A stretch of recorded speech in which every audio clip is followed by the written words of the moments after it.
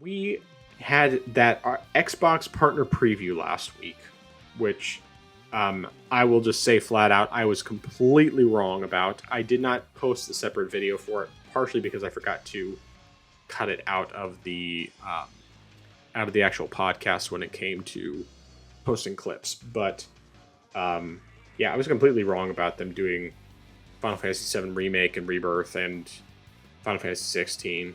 And you were right. I don't think they did anything from Japan other than the Like a Dragon pirate thing. And I don't think there was probably anything else from Japan. I think everything else was Western developers. Unless I'm remembering incorrectly, but I'm pretty sure that's correct. But anyway, there was a bunch of announcements there, and I'm just looking at basically a summary of what's everything here because I did watch it, but at least at the moment I don't have trailers pulled up or anything like that. And I figure whatever we talk about, we can definitely, I'll definitely include when I put together the final video. So, first of all, was there anything specific that stood out to you among those announcements? So as far as something that really stood out to me, there were a couple things that caught my attention. Now some games, I feel like a lot of the games really were stuff that might have been announced already or stuff that might have been announced for other platforms. Like the first one that technically caught my attention was something that I already knew about, but was Mouse PI for Hire. That's a game that is essentially like it's a first person shooter, but you're playing as a mouse, and it's got that rubber holes aesthetic like you would see in a game like Cuphead, for example, or any of the like 1930s cartoons. And I saw the game originally was announced just for PC, and I was like, this game looks good. It looks fun. The aesthetics look great, but then this is also showing that, hey, it's also coming to console as well.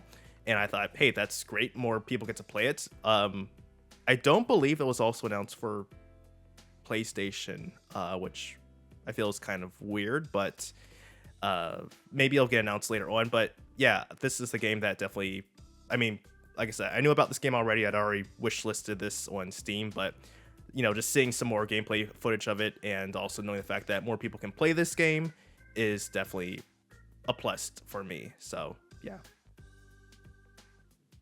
Yeah, for sure.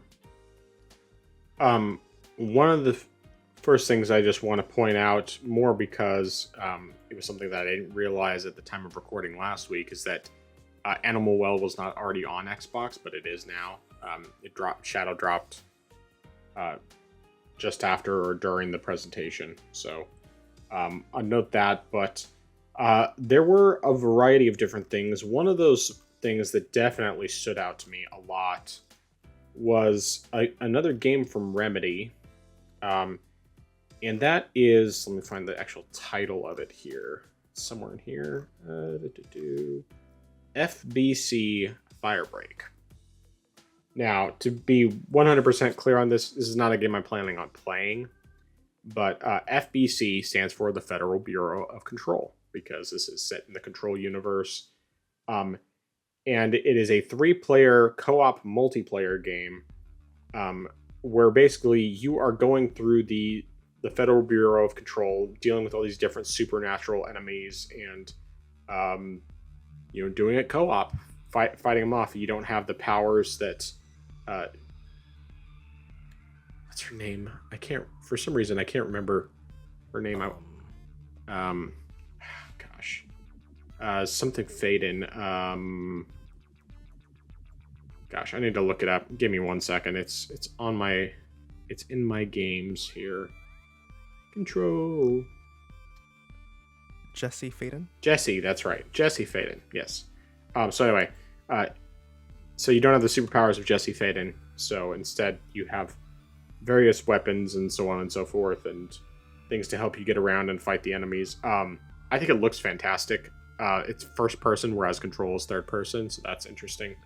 But yeah, I mean, I think it looks fantastic. I'm just not interested in it because of the fact that I don't do those kinds of multiplayer games. They're just not really my thing.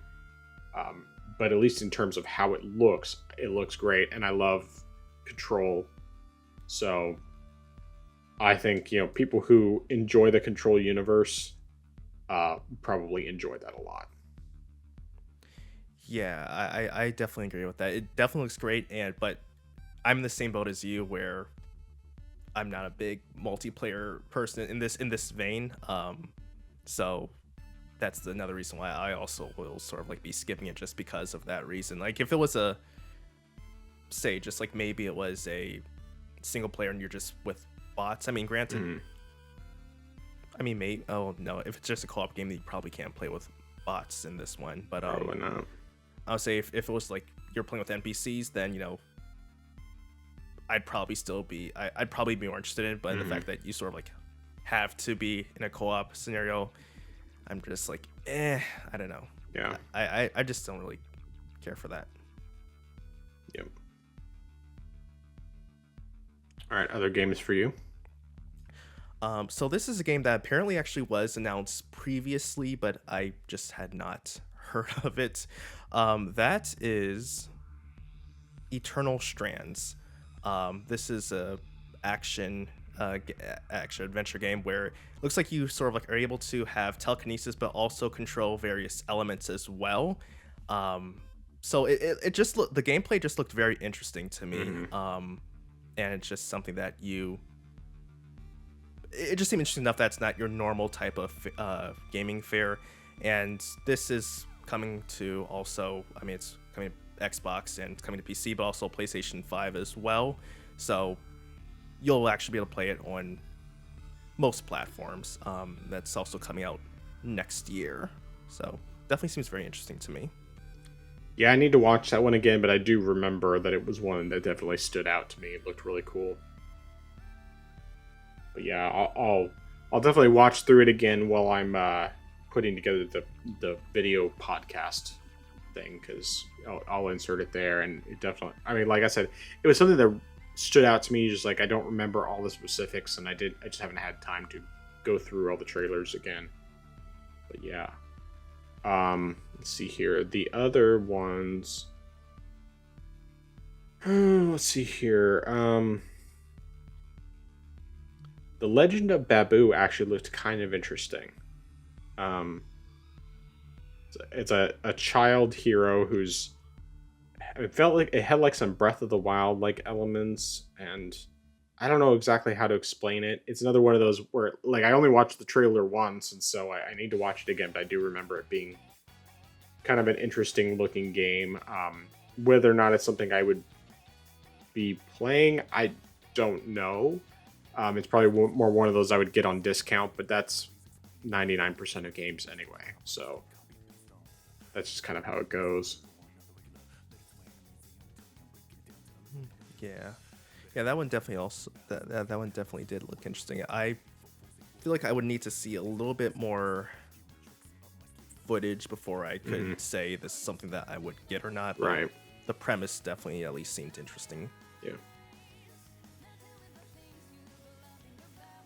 All right, so one of the other games, which this is a game that I feel is something that would be coming, I would buy sometime down the road, but just because of what it is, it definitely seemed interesting enough to me that I was intrigued, was Wu Chang Fallen Feathers. And this is a game that looks kind of like a Souls-like, kind of, or, I mean, granted, people said it's not as much of a Souls-like as other Souls games, but like Black Myth Wukong.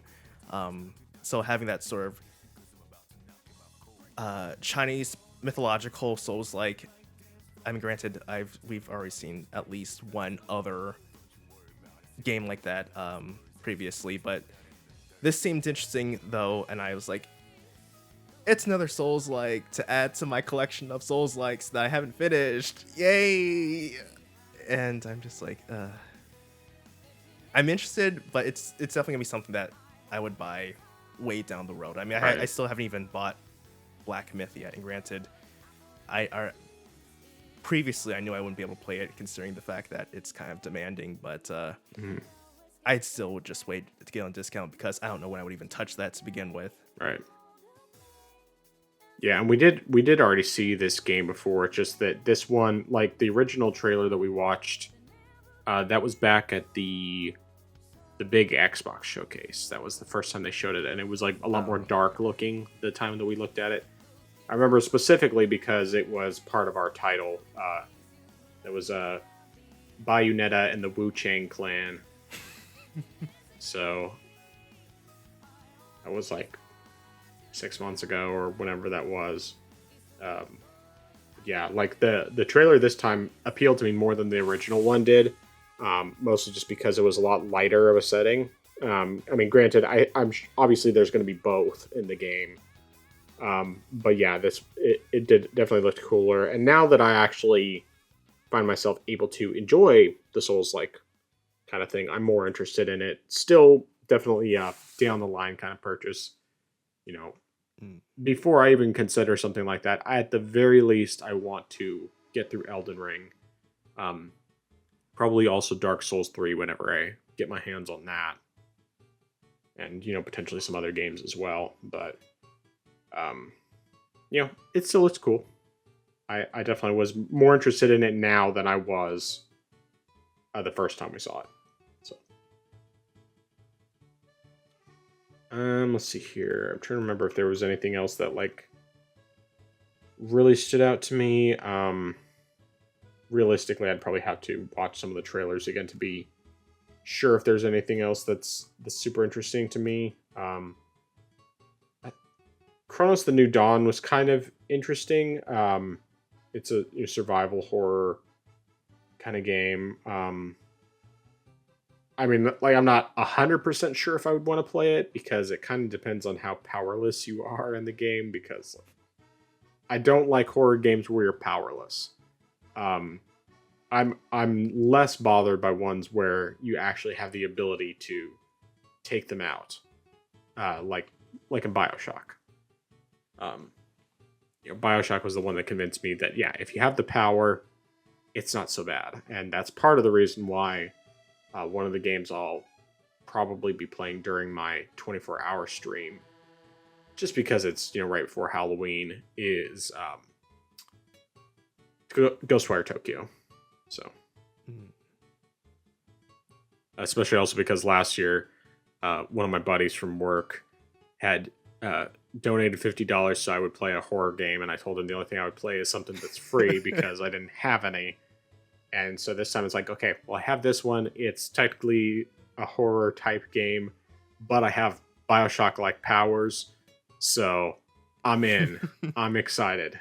I'm definitely looking forward to playing it. I just don't know exactly what time of day I'll do that, because I want to do it at a time when there's less likely to be a chance of kids watching, because it's going to be scary. But not that there's a whole lot of times like that. It probably would actually do it like midday while my kids are doing their homeschool co-op stuff. I think that would probably be the best time to do it. So I'll probably aim for that. But anyway, that was pretty much it for me. I mean, there's the Lake House DLC for Alan Wake 2 as well, but I can't play Alan Wake 2 yet because it's only on Epic, and I'm not going to buy it on Epic. So, yeah. Anyway, did you have anything else? Not really. Well, I mean, I can't remember if this was announced before or not, but at least when I saw the trailer, it seemed interesting until I realized that it was a team shooter. But was Blindfire? It seemed interesting enough at first, but then I was like, oh, it's a team shooter. Never mind. Yeah, lost me pretty fast because of that. All right. I think that was everything. Okay.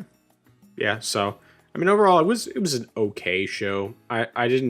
There wasn't anything that blew me away at all. I mean, it was like a couple things that were like, okay, that looks pretty cool, but nothing to where I was like, ooh, I definitely want to play that.